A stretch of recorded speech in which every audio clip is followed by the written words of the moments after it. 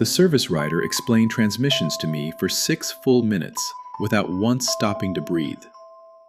He drew a little diagram on the back of my estimate, a box with an arrow, and he said the word fluid very slowly, the way you would say it to a child or a nervous dog, watching my face the whole time to see whether the big scary number had landed.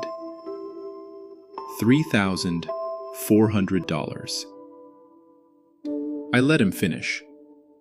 I have always believed in letting a man finish. What he did not know, because I was 28 and a woman, and had walked in that morning wearing leggings and a hoodie with a coffee stain on it, was that I had spent the last 5 years of my life teaching certified master technicians how to take apart the exact transmission he was lying to me about, put it back together blindfolded, and explain to a room of grown men why every part of it did what it did. I am a powertrain engineer. I will get to what that means and why it matters, but for now, all you need to know is that when Kyle, from the front counter, told me my transmission was leaking and my motor mounts were cracked and my brake pads were down to 2 millimeters and it all came to $3,400, he was talking to possibly the single worst customer in the state of Michigan he could have chosen to try it on. He just could not tell yet. So let me back all the way up, because the good part is not the number. The good part is what I did with a phone, a folder, and the state of Michigan. And the good part takes a while. Let me start with the car, because the car is the reason for all of it. I drive a Honda Civic that is older than some of the technicians who worked on it that day. It has 210,000 miles on the odometer, a small constellation of parking lot dents down the passenger side, and a driver's seat worn into the exact shape of me. It is not a nice car. People at my work, engineers who lease German sedans they cannot really afford, ask me every so often when I am going to get something that suits my salary. And I smile and change the subject, because they would not understand, and because the answer is never. That Civic was my father's. My dad, Sam, ran a one-bay independent garage on the east side of Grand Rapids for 31 years. A little cinder block building with a hand-painted sign and a waiting room that was really just 2 folding chairs and a coffee maker that had seen the fall of empires. He was the most honest man I have ever known, and I do not say that the way people say it at funerals. I mean, he was constitutionally, almost inconveniently honest. He would call a customer at home to tell them the repair they had authorized turned out not to be necessary, and refund the difference, and my mother would put her head in her hands, because that is not how you get rich running a garage. I grew up under that car, the Civic. On a creeper my dad cut down to kid size with a hacksaw. He bought it as a wreck when I was 9, and he and I rebuilt it together over 4 years of Saturdays. And it was the first engine I ever turned over with my own hands, kneeling on that cold concrete floor, while my dad said, "Listen, hear that? That little tick? That's the story it's telling you. Learn to hear the story." I learned to hear the story. That is, more or less, my entire career now. Listening to the story an engine tells, and writing it down in a language other people can use. My dad died when I was 22, the spring I finished my engineering degree, and he did not get to see me walk. He got the phone call that I had passed 3 weeks before, and he told everybody who came into the shop that his daughter was going to build the engines that other people only fixed. And then his heart quit on a Tuesday afternoon, between an alignment and a lunch he never ate. The Civic was in the will, if you can call one line on a legal pad a will. It said, "The Honda is Nora's. She knows why. I have driven it every day since. I will drive it until it, or I, stops. and I have told it so. There is one more piece of my growing up that you need, because it is the reason this whole story has a temperature to it. The reason it was never really about my $280. When I was 15, my mother took our tired old minivan to a quick lube place near her work because a warning light had come on and my dad's shop was slammed that week and she did not want to bother him with it. She came home an hour later, $340 lighter, holding a receipt for a part I could tell you now she never needed. And she was not angry. That was the thing that stuck with me. She was ashamed. I remember her at the kitchen table that night, turning the receipt over and over in her hands.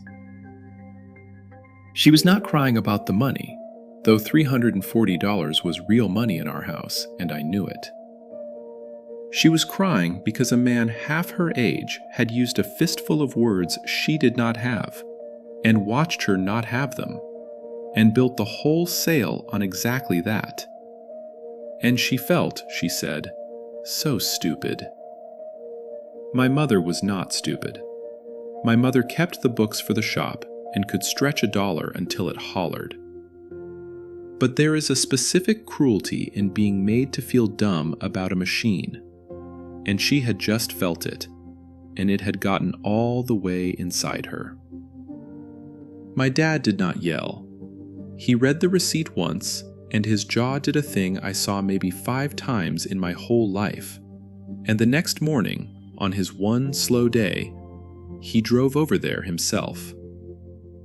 He walked in wearing his own shop shirt with his name stitched on it, and he asked a few quiet questions in the language they had been counting on my mother not to speak. They refunded most of it before he got to the 3rd question. He never told my mother he went. I only know because I was in the passenger seat. And on the ride home, he gave me the only real sermon of my childhood. He said, "They don't rob you with a gun anymore, baby. They rob you with a word you don't know. So learn the words." So I learned the words. I learned all of them. I got a whole degree in the words, and then I spent 5 years teaching them to other people. And I told myself the entire time that it was about engines. And most of it was, but some of it, the part that sat up cold and clear and wide awake in that cornerstone waiting room, was a 15-year-old at a kitchen table, watching her mother be made small. Deciding, without knowing she was deciding it, that she would never once be that person. And that if she had anything to say about it, neither would the person sitting in the next chair. So that is the car Kyle looked at in the parking lot that morning, and decided was driven by somebody who would not know a motor mount from a muffin. Fair enough, it is a humble little car. But you should be careful in this life about the stories you tell yourself based on a coffee stain and a pair of leggings. Here is what I actually do for a living, kept simple. I spent the first 5 years out of school working for a company that supplies parts and training to dealerships and repair shops across the Midwest. My specific job for those 5 years was powertrain, which means the engine and the transmission and everything that turns fuel into motion. I did not just design on a computer. I stood at a bench in front of rooms full of working technicians, some of them 30 years older than me, and I taught them how these systems failed, how to diagnose them, how to know the difference between a part that is worn and a part that is fine. I have personally trained, at a rough count, over 400 technicians. I know what a real transmission leak looks like because I have shown 400 men where to find one. I will give you one picture of that work, so it is not just a line on a resume. Early on, my 2nd year maybe, I got sent to run a teardown class at a dealership a couple hours north, and the room was all men, most of them a good deal older than me, and there was one in the front row. A big guy in his 50s, with 30 years in the trade, and a daughter about my age, who folded his arms when I walked in and did not unfold them. You can watch him do the math and decide I was going to waste his afternoon. So I did not argue with him, because you never win that argument with words. I just set a failed transmission on the bench, the exact unit those men saw come through every week. And I took it down to its bones and walked the room through why it had died, the specific wear pattern, the small, ugly thing that 3 previous shops had missed. Somewhere in there, the big guy leaned in without meaning to, and his arms came unfolded. By the end, he was asking real questions, the good kind. And on his way out, he stopped and said gruff, "Where were you 15 years ago?" And that was the entire apology, and it was more than enough. I tell you this not to be impressive. I tell you because that folded arms math, that decision a man makes about what a young woman could possibly know before she has said one word, is the identical feeling that walked Kyle across a waiting room to my chair. I had spent 5 years turning that feeling around in rooms full of hardened professionals. Kyle, bless him, was an amateur at it. And that is the whole hinge of the story. When Kyle sat down next to me in that waiting room with his printout, he was not lying to a scared young woman.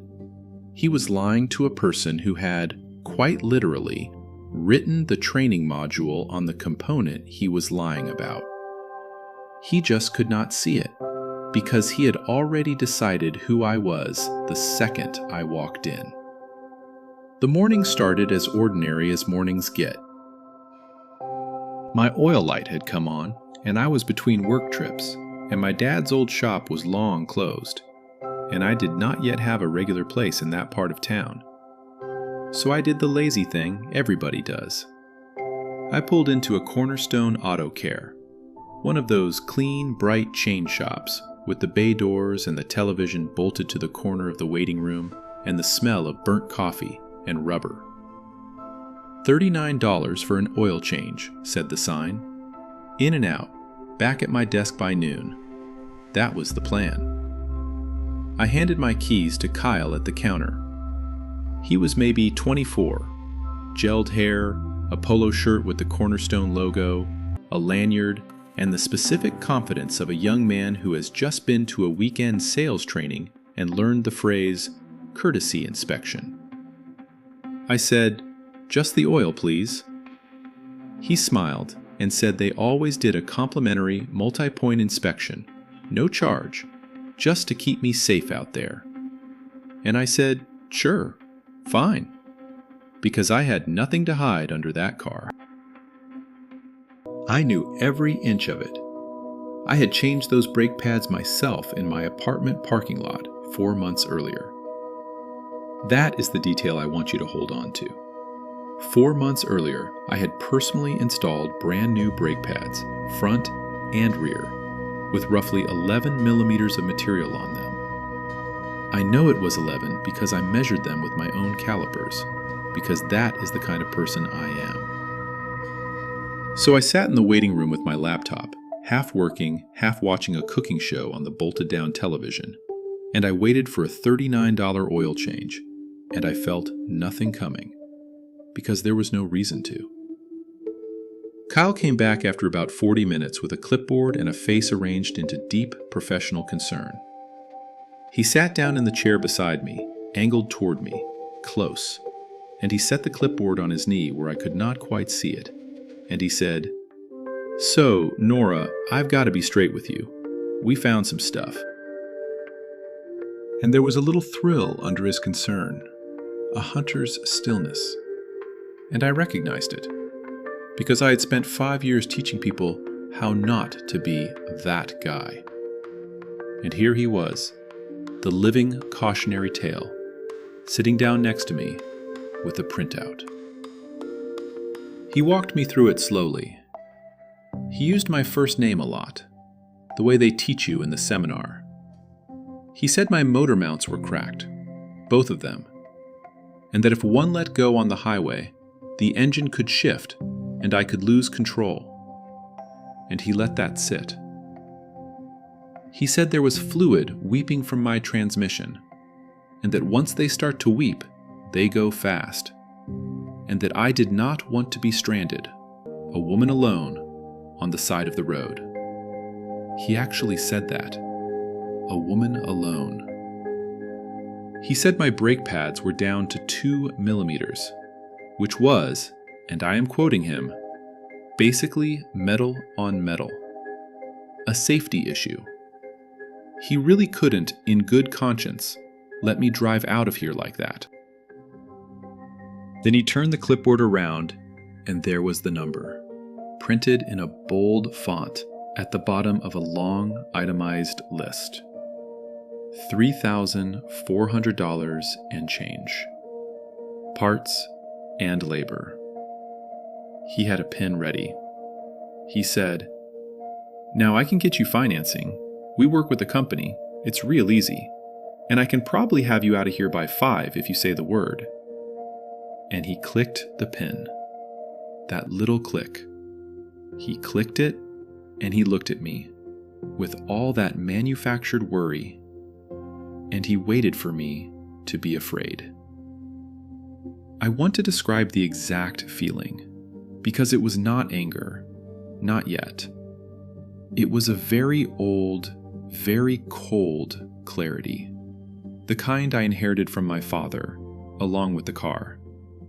It was the feeling of standing in front of a system that is telling you a lie, and knowing, all the way to the ground, that it is a lie, and choosing, in that first moment, to say nothing at all.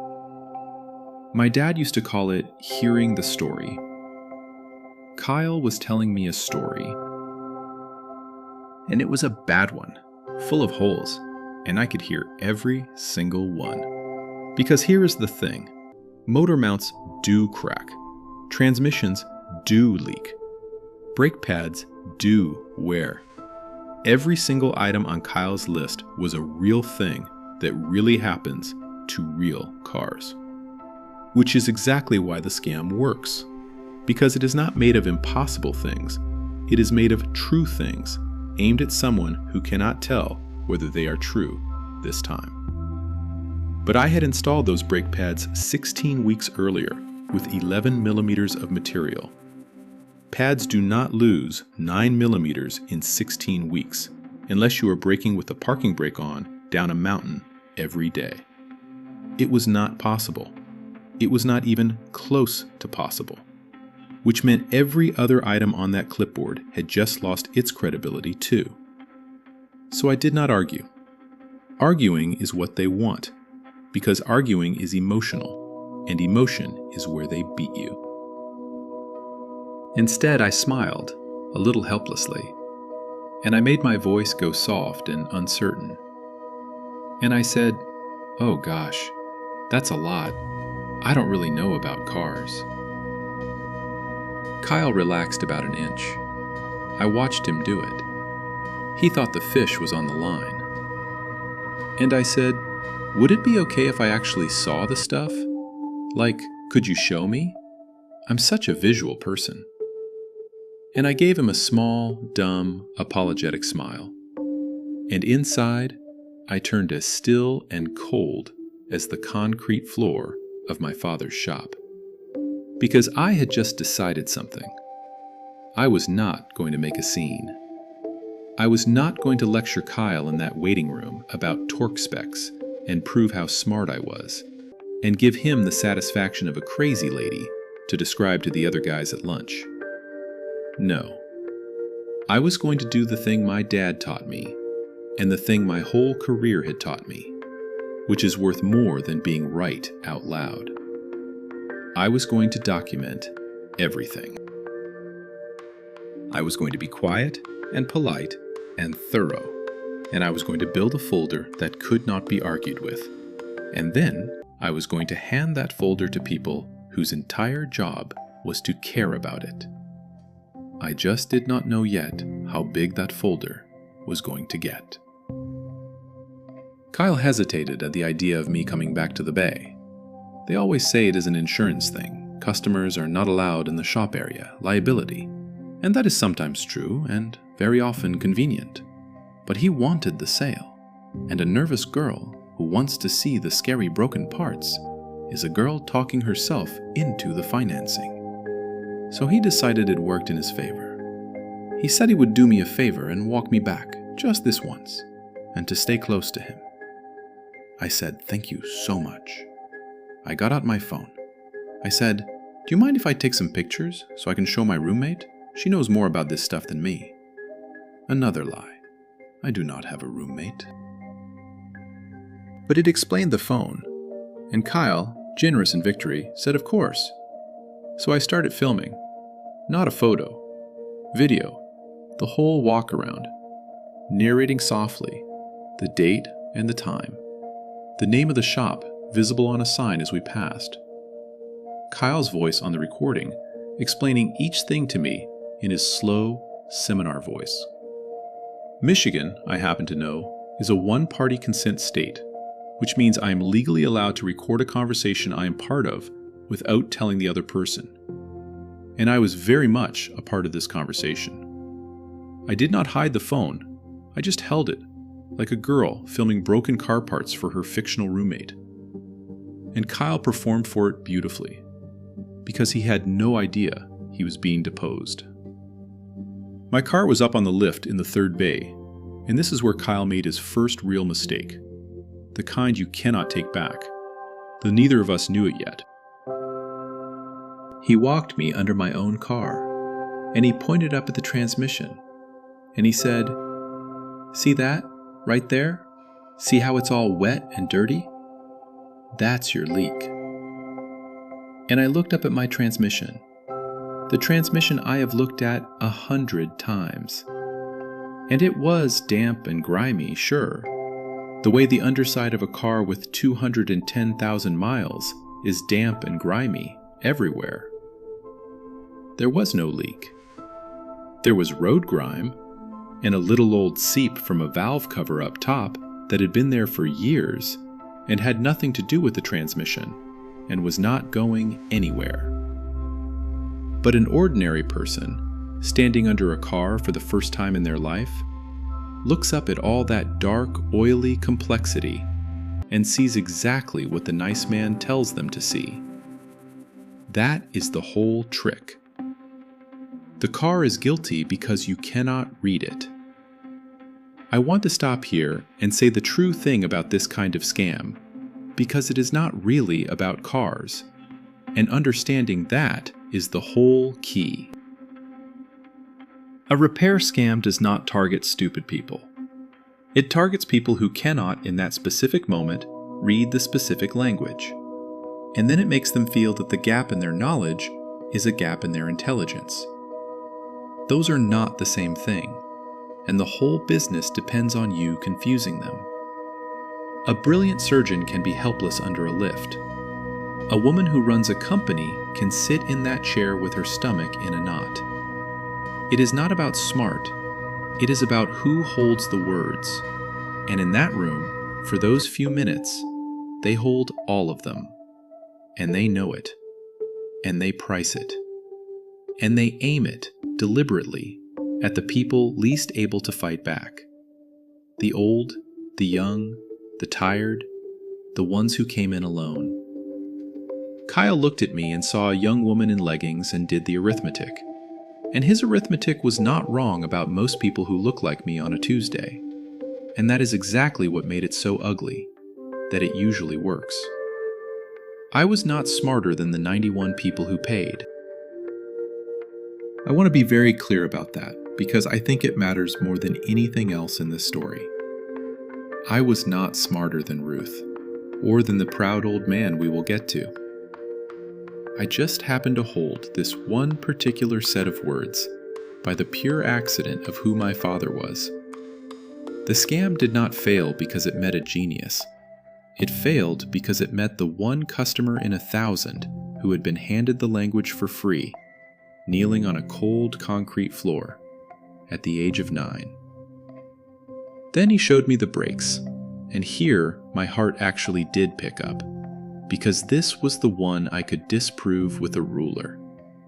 He pointed at the front rotor and said the pads were nearly gone, and I looked and I could see with my own trained eyes from 6 feet away that the pads had at least 8 or 9 millimeters of material left on them, which is most of a brand new pad, which is exactly what you would expect from pads installed 16 weeks ago. He was pointing at healthy brakes and calling them a safety emergency. And I said, softly, "Oh no." And I zoomed my camera in on those pads and held it there, nice and steady, and got a clear, close, well-lit, time-stamped video of the actual condition of my actual brakes, straight from the horse's mouth, in the horse's own building. If you have ever wondered what evidence looks like, it looks like a bored young man pointing at the thing that proves him a liar. But the motor mounts and the brakes and the imaginary leak, those were just the appetizer. Because then Kyle said the sentence that turned this from a bad afternoon into the thing that is now, apparently, a story people tell. He said, and we've got it all on video for you, the whole inspection. Our techs record everything. It's all in the system. Super transparent. Want me to pull it up? And he was proud of it. That was the thing. He offered it as proof of how honest they were. He walked me back to the counter, tapping at his tablet, pleased with himself, ready to show me the smoking gun that would push me over the edge into signing. And he turned the tablet around, and he played me a video, narrated by a different technician's voice, of a transmission actively leaking fluid. A real drip. A bad one. Fluid running down and hanging in a red bead. And Kyle tapped the screen and said, "See? That's yours. That's happening right now under your car." And I looked at that video, and I went very, very still. Because it was not my car. I knew it in less than 2 seconds, and I knew it the way you know your own mother's handwriting. The undercarriage in the video was clean, freshly cleaned. The kind of clean a car gets at a dealership. Not the salted, rusted, 200,000-mile underbody of a Michigan Civic that has seen 14 winters. The exhaust routing was wrong. The transmission in the video was not even the same transmission that is in my car. It was a different model entirely. I had just 30 seconds earlier stood under my actual car and seen my actual transmission with my own eyes. And this was not it. This video, this proof, this thing they showed to push frightened people into $3,400 of financing was a stock clip of some completely different vehicle, wearing my name. I kept my face soft. I said, "Wow, that looks really bad."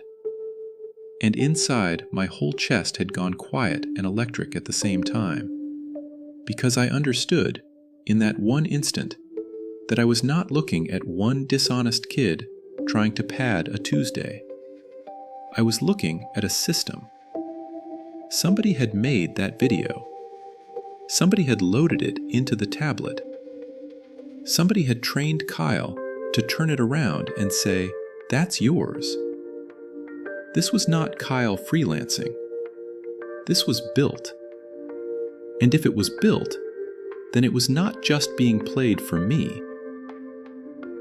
It was being played, that clean red drip of somebody else's fluid, for every scared retiree and single mother and teenager who rolled in for a $39 oil change and could not read the story their car was telling. I stood at that counter with my phone in my hand, and I thought, in my father's voice, plain as the concrete floor, "Oh, this is much bigger than my brakes. I did not sign.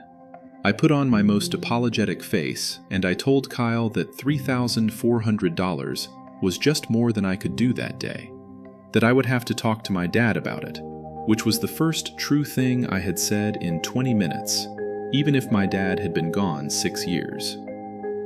Kyle's whole posture changed. The concern evaporated. He got a little clipped, a little cold, and he warned me again about driving on those brakes. And I said I understood, and I asked him for 2 things, sweetly, like they were nothing. I asked him to print me the full written estimate, itemized, so I could show my dad the specifics. And I asked him to email me a copy of that inspection video, since it was so transparent and all, so my dad could see it too. Kyle, still hoping I would come back and finance it once my imaginary father blessed the deal, did both. He printed the estimate on cornerstone letterhead, itemized, with the recommended repairs and the $3,400 total, and he signed it, and he emailed me the video. He handed me, with his own hands, a signed document recommending thousands of dollars of unnecessary repairs and a copy of a fraudulent video attached to my name. If you are ever building a case, this is the dream. The other side does your filing for you. While Kyle was at the printer, I sat back down in the waiting room, and that is where I met Ruth. Ruth was somewhere in her late 70s, small, in a lavender cardigan, with her purse held in her lap with both hands, the way my grandmother used to hold hers. She had come in for a coupon oil change, the same as me, and while I had been in the back, a different service writer had done to her exactly what Kyle had done to me. And now Ruth was sitting there with her own clipboard and her own big number, and her hands were shaking. Her number was $2,900. Struts, she told me, and a battery, and something about a filter, and she did not understand most of it, but the young man had been so nice, and he said it was not safe, and she lived alone, and she just did not know.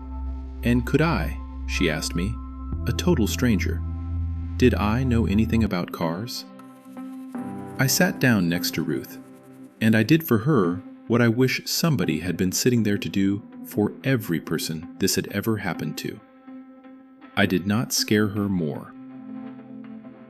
I said, Ruth, I actually do know a little about cars, and I would love to look at your list with you. And I went through it with her, quietly, item by item, and I asked her simple questions. When was the last time the car did anything strange? Never, she said. It drives just fine.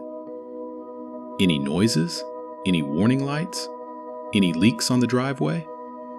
No, dear, nothing. And I said, Ruth, a car that drives just fine and shows you nothing is usually a car that is fine. And there is no law that says you have to decide today, in this chair, while a stranger holds a pen. Why don't we get your keys and you go home, and you take your granddaughter's husband, or a neighbor, or me, honestly, to a second shop, and you let somebody with no reason to lie to you look at it first. You would not believe how those few sentences landed on Ruth's face. It was like watching someone come up out of cold water. Because nobody had told her she was allowed to say, not today. That is the quietest, cruelest part of the whole thing. These places do not just sell you repairs. They sell you the feeling that the decision is happening right now, and you are trapped inside it. And all it takes to break the spell is one person in the next chair saying, out loud, you can stand up and walk out, and nothing bad will happen. Ruth stood up and walked out with her keys and her $2,900 still in her pocket. And she squeezed my hand at the door. And I have thought about her roughly once a week ever since. Then I drove my car, my perfectly healthy car, straight across town to the one place I should have gone in the first place. There is a man named Gil who worked alongside my father for years before opening his own two-bay shop. And Gil is the closest thing to my dad still turning wrenches in Grand Rapids. He is somewhere past 60, with forearms like bridge cable and a way of going quiet and listening to an engine with his head tipped that is so exactly my father that the first time I visited him after the funeral, I had to sit in my car for a while first. I called Gil from the Cornerstone parking lot and I said, "I need a favor, and I need it in writing." And Gil said, "Well, come on then." Gil put my car up on his lift and went over every single item on Kyle's list while I filmed that too, with Gil's blessing, narrating for the record. The motor mounts were solid, no cracks, no play.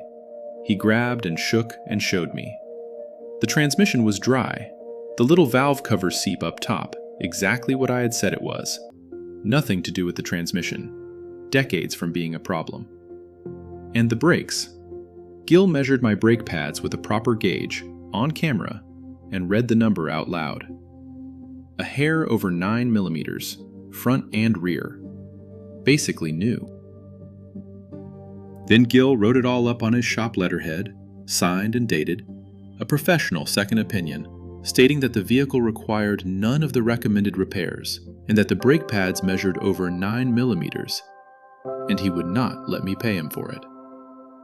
He said, "Your dad would come back and haunt my lift if I charged you for this. Buy me a coffee sometime and tell them who taught you." I sat in Gil's little waiting room while he printed the letter. 2 folding chairs and a coffee maker that could have been the identical twin of my father's, down to the brown ring baked into the warmer. And Gil told me a story I had never heard. He told me about a winter a long time ago when my dad drove 40 minutes in an ice storm to bring a stranded customer a loaner car so she would not miss driving her own mother to a surgery, and charged her not one dime, and never mentioned it to a soul. Gil only heard about it years later from the woman herself. "That is who trained the state of Michigan's newest headache," Gil said, and he handed me the signed letter, and he was grinning. But his eyes had gone bright and wet, and so had mine, and neither of us said a single word about it. Because that is exactly how my father's people handle a thing like that. You let it sit in the room. You do not poke it. Then, you go back to talking about brake pads. I folded his letter into my folder, squared the corners, and I drove my healthy little car home the long way, past the empty lot where my dad's cinder block shop used to stand before they put a drugstore on it. And I told him, out loud, in the car, that I was going to finish this. I do that sometimes. I have decided it is allowed. So now I had a folder. I want you to picture the folder, because the folder is the hero of this story, not me. In it, I had a signed Cornerstone estimate for $3,400 of unnecessary repairs.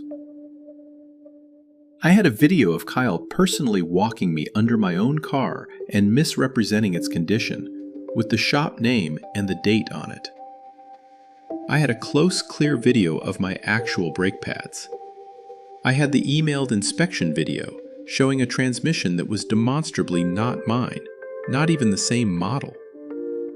And I had a signed, dated second opinion from a licensed independent mechanic proving every item false. That is not a he said, she said. That is a case.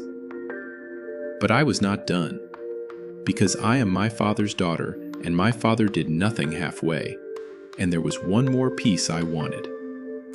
The piece you cannot argue with because you can hold it in your hand.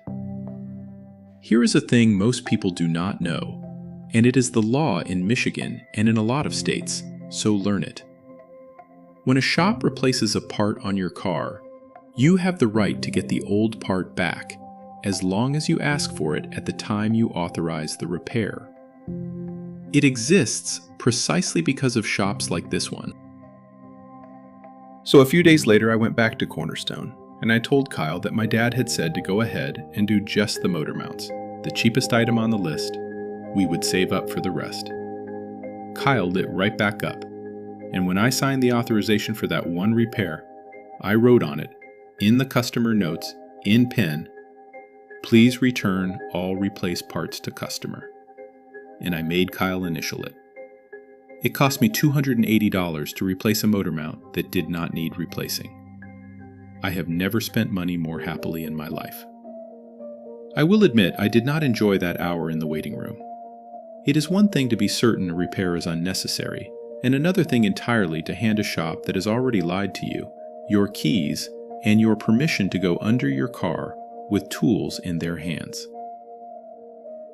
I sat there and drank their burnt coffee and watched the clock and told myself, over and over, that a motor mount is a simple bolt-on job. That there was nothing back there for a dishonest hand to quietly make worse. That the part they were removing was worth more to me in a plastic bag than it had ever been on the car. It was still the longest hour of the whole affair. My dad used to say, the most expensive thing in any garage is trust. And here I had walked in and spent $280 of it on purpose to buy something no amount of my own word could ever equal. Because an hour later, Kyle handed me a plastic bag, and in the plastic bag was my old motor mount, the one they had documented in writing as cracked and a highway safety emergency. And it was perfect. Not a crack in it. Solid rubber, solid steel, years of life left in it. I now owned the physical, tangible, holdable proof that Cornerstone Auto Care had charged me to remove a functioning part they had certified in writing as dangerous. I put it on my kitchen table next to the folder, and I looked at it for a while. And I did not feel angry anymore. I felt calm. I felt like a person standing at a bench with all the parts laid out in order, about to explain to a room exactly how the thing works. Then I filed. And I filed the way I do everything, which is thoroughly and in the correct order.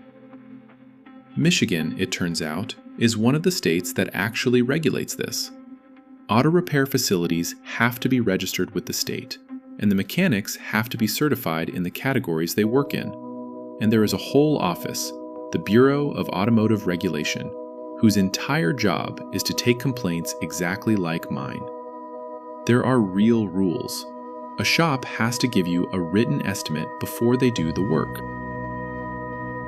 They cannot exceed that estimate by more than 10% without calling you. And they cannot, it will not surprise you to learn, recommend and charge for repairs that are not necessary. Every one of those rules had my folder in mind, so I wrote it up. I filed a detailed complaint with the Bureau of Automotive Regulation, with the whole folder attached, organized, labeled, time-stamped, the way I would submit anything at work. And then I filed a second complaint with the Consumer Protection Division of the Michigan Attorney General's office, because the doctored inspection video was not just sloppy, it was fraud, and it clearly was not made for me alone. I wrote, in my complaint, one sentence I chose very carefully. I wrote, "I am a powertrain engineer with 5 years of experience training certified technicians, and I am telling you that the video attached to my file depicts a different vehicle, and I do not believe it was created for me specifically." I wanted that sentence read by someone who would understand exactly what it meant. And then for a while, nothing happened. And that was the hard part. Because justice, through the correct channels, is not a movie. It is a lot of waiting by a phone that does not ring. I will be honest with you about the low stretch, because it was real. Cornerstone Corporate sent me a form email that called my experience a valued opportunity to improve and offered me a coupon for a free oil change, which is a special kind of insult. A coupon to come back and get robbed again. When I called the store, a manager named Dennis got on the line. And Dennis was not nice the way Kyle had been fake nice. Dennis was tired and dismissive. And he told me, our technicians are certified, and I would need to take it up with corporate.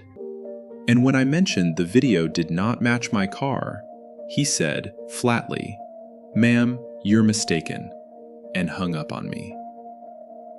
That night was the only night I wobbled. I sat at my table with my folder and my perfect motor mount, and I thought, they do this every single day. And they have a corporate email and a manager who hangs up on people. And I am one girl with a Honda. And maybe nothing happens. Maybe this is just how it is.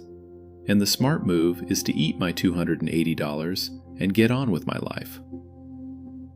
My dad would have understood the temptation. And then I thought about Ruth's hands shaking in that lavender cardigan. And I thought about the 90 other Ruths who did not have a stranger in the next chair. And I put the folder back in order and I went to bed. Because giving up was no longer a thing I was going to be able to live with. I want to be honest that the low stretch was not one bad night. It was weeks of them. Weeks of a quiet phone and a form email and the slow creeping suspicion that being right does not automatically mean being answered. That is the part nobody shows you about doing things the correct way. The correct way is slow, and it does not care about your feelings. And it asks you to keep believing in a process that gives you nothing back for a long time. So I kept the folder on the kitchen table where I would have to see it every single morning over my coffee, right next to the perfect motor mount, so that quitting would have to be a decision I made on purpose, in daylight, looking straight at both of them. I never quite could. 6 weeks later, my phone rang, and it was a woman named Cheryl Owens, an investigator with the Bureau of Automotive Regulation. And she had read my complaint, all of it, and she wanted to talk. I want to tell you what an actual investigation feels like from the inside, because it is nothing like television, and it is somehow more satisfying for that. There was no shouting, no confrontation, no scene. There was a calm, meticulous woman named Cheryl, who asked me precise questions and understood every one of my answers, and who, when I mentioned the inspection video, went very quiet in the way that professionals go quiet when a case just got bigger. Because here's the thing that turned my little complaint into something with weight. The state had already received other complaints about that location. Mine was not the first. Mine was just the first one that arrived with a folder. And that is the difference a folder makes. The other complaints were true, every one of them. But they were people saying, I feel like I got ripped off, which is a feeling, and feelings are hard to act on. I had arrived with a signed estimate, 2 independent videos, a professional second opinion on letterhead, a fraudulent video depicting the wrong vehicle, and a functioning part they had certified as dangerous, sitting in a labeled bag with the date on it. I had turned other people's vague feelings of being wronged into a case because I could read the story, and I had written it down where someone with authority could act on it. Cheryl asked me if I would be willing to provide the physical motor mount and testify to its condition. I said I had been hoping she would ask. Cheryl told me later, when it was all over, that the physical motor mount was the thing that changed the weather on the case. A complaint is one person's word. A signed estimate is better. A video is better still. But a functioning part, sitting in an evidence bag that a company had certified in writing as a cracked safety hazard and charged a customer to remove is a fact you can set on a table in front of anyone. And it does not blink, and it does not get flustered on cross-examination. She said most people never think to ask for the old part. She said she wished more did. I told her I was going to spend the rest of my life telling people to, and I have kept that promise. And we will get to that. The other thing the investigation did was give faces to the number, and one of those faces has stayed with me. Through my online post, before I even knew Cheryl's name, a woman named Denise had written to me privately. Her father was 81, a Navy veteran, still sharp about most things, but slipping in the ways that quietly break your heart. And he had taken his truck in for a bad wiper and come home with a $4,000 repair and a proud look on his face, because the nice young man had told him he was being responsible. Denise found the invoice weeks later in a drawer.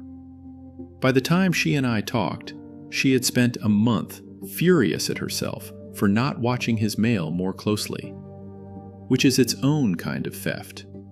The guilt these places hand the family for free. I walked Denise through all of it, the same way I had walked Ruth through it in that waiting room. And I told her about the parts return law and the complaint office and the questions to ask.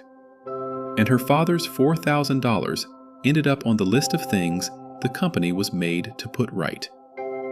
And it came back to him. But what I remember is the last thing Denise said to me on the phone. She said, "I keep thinking about how many of them there are. The old men who came home proud." And she was right. That is the quietest damage these places do. They do not just take the money. They take a careful person's belief that they can still be trusted to handle their own affairs. And they hand it back to the family as shame. There were more like Denise once the state started calling people. Most of them had no idea they had been part of anything larger.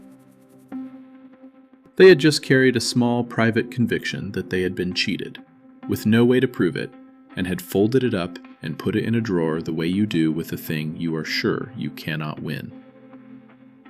What the investigation did, more than any fine, more than any citation, was walk down that long row of drawers and open them, one at a time, and tell each person, "You were not imagining it, and here is your money back."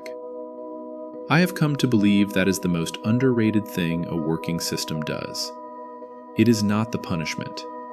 It is the letter that says, out loud, from an authority, "You were right. You were not crazy. It happened." The investigation took months, and I was not the center of it, and that was the point.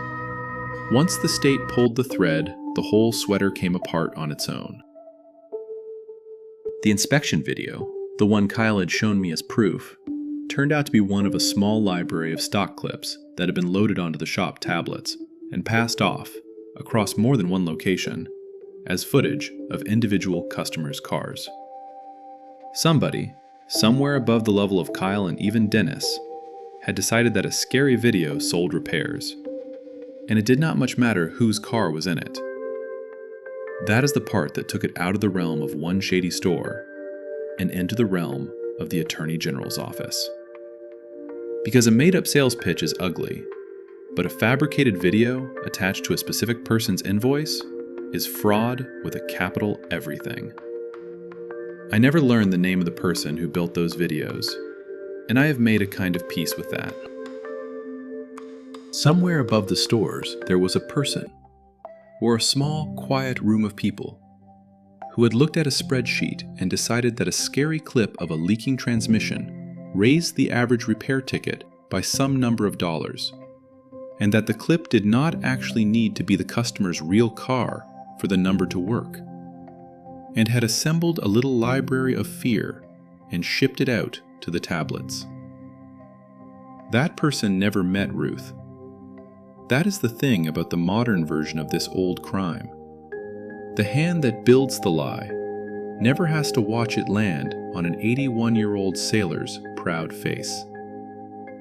The distance is not an accident. The distance is the whole design, because it lets every single person in the chain feel like they only did a small part. Kyle only read the script. Dennis only ran the store. Someone upstairs only made a video. And a retired veteran only came home $4,000 poorer, feeling like he had done something responsible.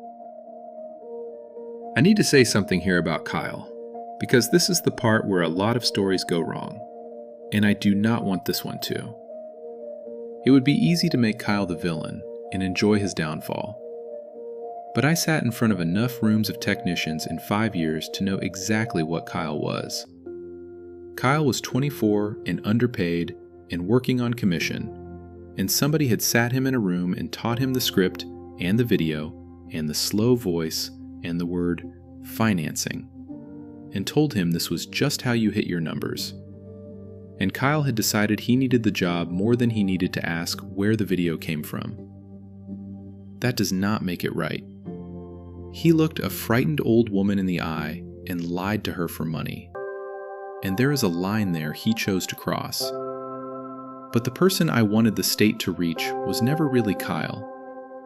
It was the person who made the video and handed it down. Kyle was the last link in a chain, and I did not need him on his knees. I needed the chain cut. And it was. I will give you the ending in the plain, unglamorous, deeply satisfying way it actually arrived, which was mostly by mail and email over the following year.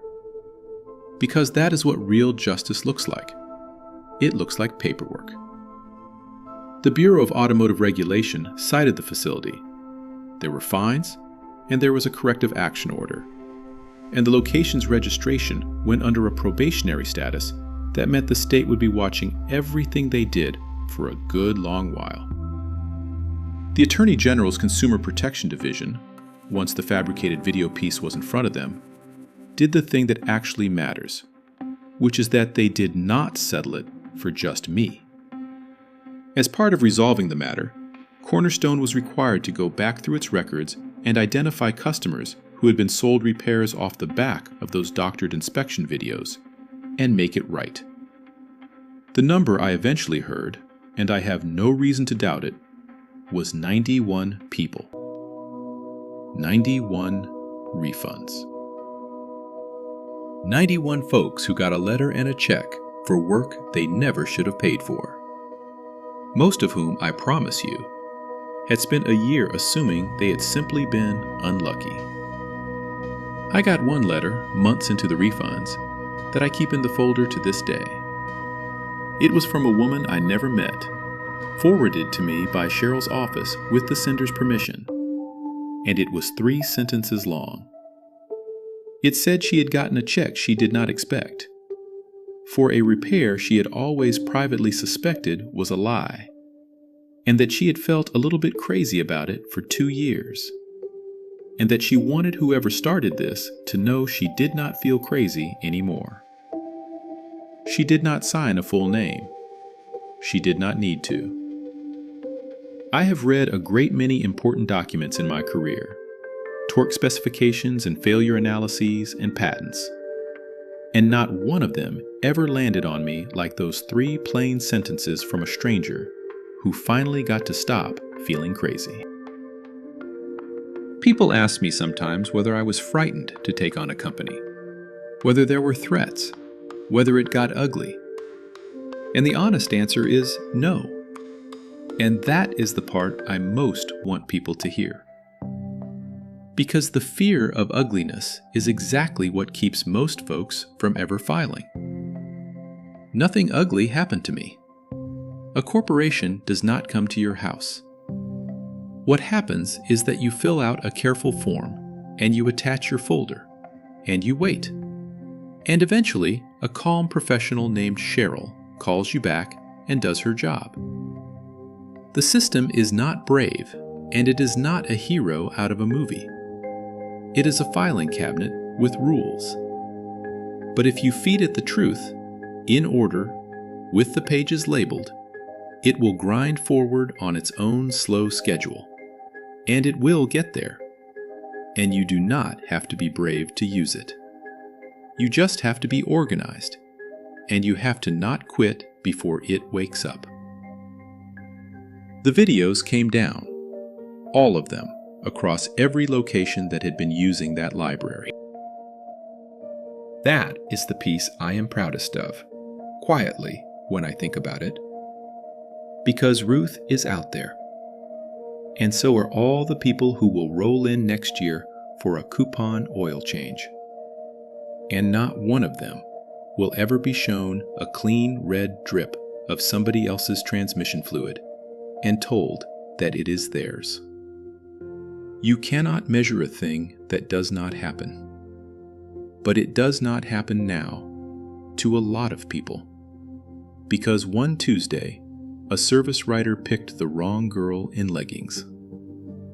Kyle, last I heard, does not work in the car business anymore. I did not ask for that, and I take no pleasure in it. And I hope wherever he landed, nobody ever hands him a script again. Dennis, the manager who hung up on me, had to sit across a table from a state investigator and explain a fabricated video. And I confess, I do not lie awake feeling sorry about that one. And my motor mount, my perfect $280 motor mount, came back to me after it had done its work as evidence. And it sits on the shelf in my apartment right now, next to a photo of my dad in front of his old cinder block shop. The two of them keeping each other company. Now let me tell you what happened next, because with a story like this, the next part is the whole reason I am telling it at all. I made one mistake in the middle of everything, if you want to call it that. When I filed my complaints, I had also, in my frustration, written up what happened in a long, careful, unglamorous post in a local online group. Not a rant, just here's exactly what they did, and here's exactly what I did about it, and here's the law, and here's how you get your old parts back, and here is the office you file with. I did not expect anything from it. I expected it to sink, like everything sinks. It did not sink. It went, in the small way that useful things sometimes go, everywhere. And my phone started ringing, and it has not really stopped since. And the callers are almost all women. And a lot of them are older, and they all say some version of the same thing. They say, I think this is happening to me right now. I am sitting in the parking lot. They want $2,000. Can you just tell me if it is real? And here is what I do. I stay on the phone with them. I ask them the Ruth questions. Does the car do anything strange? Any lights? Any noises? Any leaks? And when the answer is no, nothing, it drives just fine, I tell them the sentence that broke the spell for Ruth. You do not have to decide today, in that chair, while a stranger holds a pen. Get your keys. Go home. Take it to somebody with no reason to lie to you. It got to be enough calls that I did the obvious thing. Once a month, on a Saturday morning, I rent the back room of a library, the same library where I go for the quiet, and I teach a free 2-hour class that I call, with no imagination whatsoever, How to Not Get Ripped Off at the Mechanic. It is mostly women. It is a lot of widows and a lot of college kids, and every so often a nervous young guy who is too embarrassed to admit at the shop that he does not know either. I teach them the 3 questions. I teach them their rights, the written estimate, the 10% rule, the old parts you are allowed to keep. I teach them that a car that drives fine and shows you nothing is usually fine. I do not teach them to become engineers. I teach them to not be afraid, because fear is the only thing those places are actually selling. And it turns out, fear has a very short shelf life once somebody shows you how to read the label. I will give you one Saturday, because it is the one I think about most. A young woman came in and sat near the back, a labor and delivery nurse coming straight off a night shift, still in her scrubs, and she did not say a word the whole first hour. At the break, she came up and told me, quietly, that she had almost financed $2,600 of repairs the week before, that she had actually been holding the pen, and that something made her set it down and walk out and look up my class instead. She said, "I work 12-hour shifts keeping people alive, and I still felt too dumb to say no in that chair." And I told her exactly what I am telling you. It is not dumb. It was built by professionals to work on smart, tired people. You are precisely who it is designed for. That is not a flaw in you. That is the entire business model. There was a man, too, one of the few, a retired machinist in his 70s, who came to 3 classes before he admitted why. His late wife had always handled the cars, he said, the way some couples split up the world between them.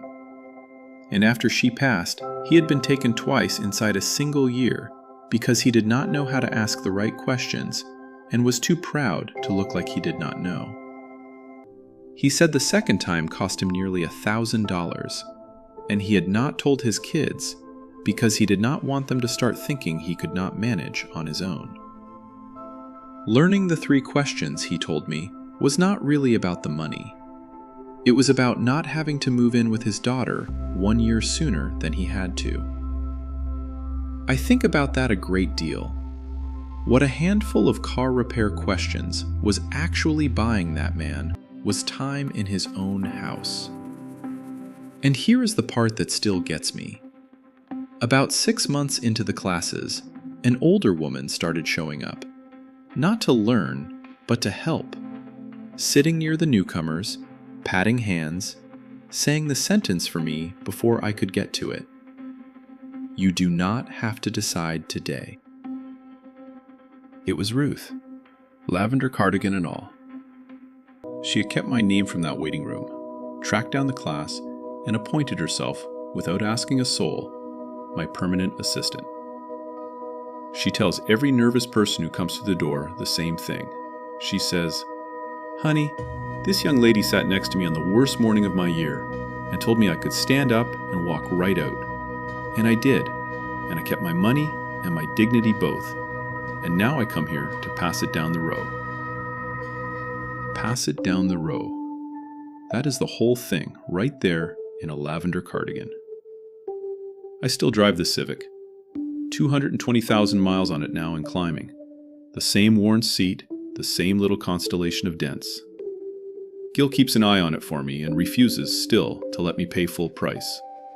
And every time I am under it on a creeper, I hear my dad. Listen, hear that? That little tick? That's the story it's telling you. Learn to hear the story. I learned to hear the story, Dad. And then I learned the best part. The part I do not think even he knew, which is that once you can hear it, you do not get to keep it to yourself. You owe it to every person sitting in a waiting room with shaking hands who never got taught the language. You read it to them, out loud, and you watch them come up out of the cold water, and you hand them their keys. So that is the whole thing. A service writer explained transmissions to me for 6 minutes, and it cost his company 91 refunds and a probation and every fabricated video they had. And it cost me $280 and a Saturday a month for the rest of my life. And I would sign that deal again in a heartbeat. In leggings, with a coffee stain on my hoodie, every single time. Let me leave you with the question I actually wrestle with, because I am genuinely not sure I always get it right. When you are the one person in the waiting room who can see the scam, how far do you owe it to the strangers around you to get involved? Is a quiet word to the old woman next to you enough? Or do you owe the folder, the complaint, the year of paperwork, the Saturdays? I made my choice. I would love to know yours, and I would love to hear your own version of this. The shop, the number, the thing they swore was broken. Tell me in the comments, and while you are there, drop your state and your age, because I am always curious who is out there listening, and who might be sitting in a parking lot right now with a stranger holding a pen.